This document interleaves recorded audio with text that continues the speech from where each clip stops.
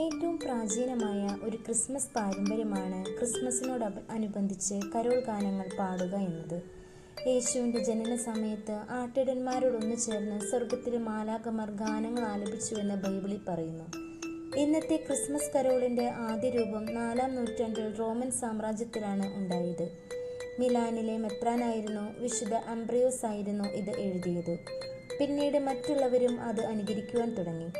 പുൽക്കൂടിന് ആരംഭം കുറിച്ച വിശുദ്ധ ഫ്രാൻസിസ് അസീസി തന്നെയാണ് ക്രിസ്മസ് കരോളും പ്രോത്സാഹിപ്പിച്ചത്.